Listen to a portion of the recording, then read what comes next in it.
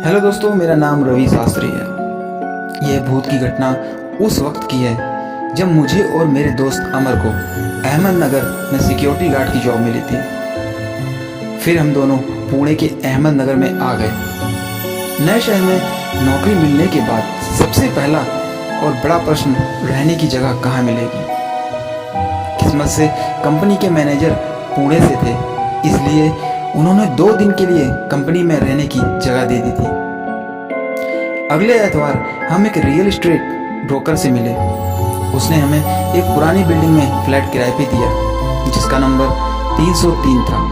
हमने उस ब्रोकर को 3 महीने का किराया एडवांस दिया और उसी दिन शाम को 6 बजे सामान लेकर फ्लैट में रहने चले गए। वहां पर सामान सेट करते वक्त रसोई में अमर को एक पुराना क्रिकेट बैट मिला।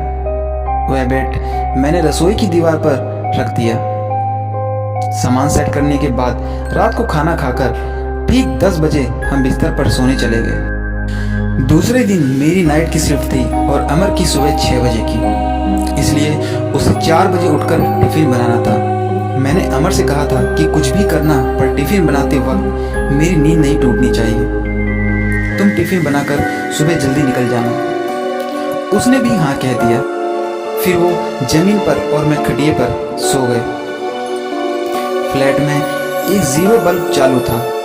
रसोई घर में जाते वक्त लेफ्ट साइड में बाथरूम और टॉयलेट था और हम ठीक रसोई के दरवाजे के सामने हॉल में सोए हुए थे। रात को अचानक मुझे रसोई में किसी के कूदने की, बर्तन और डब्बे खोलने की आवाज़ आने लगी। मैं नींद में ही बोला, इतनी जल्दी कैसे सुबह हो गई? अभी तो सोए थे। फिर मैंने अमर को आवाज़ लगाई, अमर अमर, तू टिफिन बना रहा है क्या? थोड़ा आवाज़ कम कर भाई, मुझे सोने दे। उससे इतना कहकर मैं फिर सो गया। उसके बाद फिर से उन्हीं आवाज़ों से मेरी आंखें फिर से खुल गईं, पर मैं बिस्तर पर ही पड़ा रहा। मेरी नज़र रसोई की तरफ ही थी। 0 बल्ब की रोशनी में धुंधला धुंधला दिख रहा था। मैंने देखा कि कोई रसोई से निकलकर बाथरूम में घुस गया। मुझे लगा अमर ही होगा। मैं उसी तरफ देखता रहा। 20 मिनट हुए लेकिन वह बाहर नहीं आया। मुझे लगा शायद तैयार हो रहा होगा। फिर मुझे प्यास लगी। मैं खटिया के नीचे हमेशा पानी का लोटा रखता था।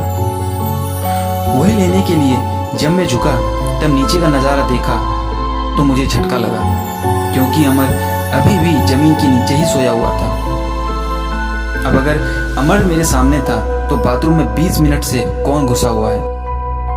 मैं डर के मारे कांपने लगा था।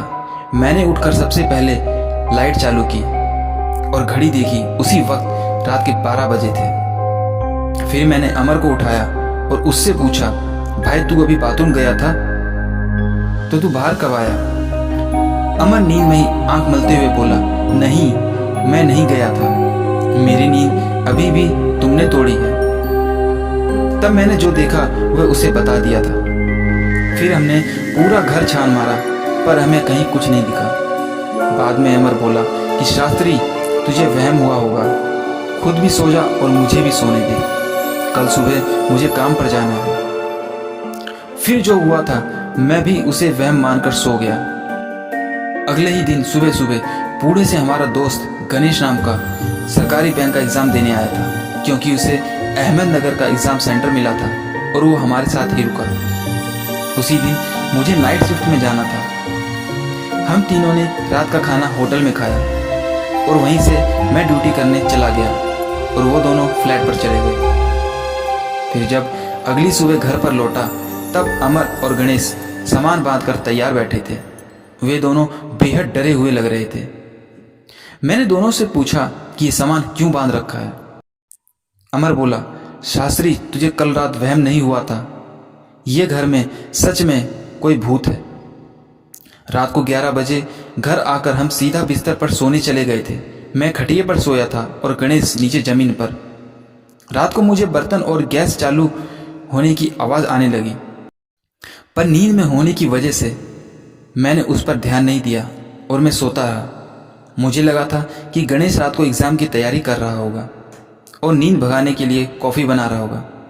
लेकिन कुछ समय बाद नींद में ही किसी ने मुझे खींच के एक ज़बरदस्त थप्पड़ मारा और नींद में ही गणेश के बाल नोचकर उसका सिर जमीन पर पटक दिया। हम दोनों हड़बड़ा के उठ बैठे। तब हमें 0 बल्ब की रोशनी में किसी बच्चे की काली आकृति दिखाई दी।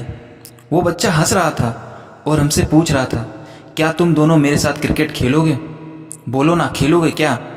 हम दोनों डर के कांप रहे थे, पर हम लोग कुछ बोले या चिल्लाएं इससे पहले ही वो भूत हमारे सामने से तेजी से रसोई घर में जाकर वह क्रिकेट का बैट लेकर आया जो हमें मिला था। उसके बाद वह बाथरूम में घुस गया और देखो अभी तक बाहर नहीं निकला। उसी के डर से रात भर हम सोए नहीं।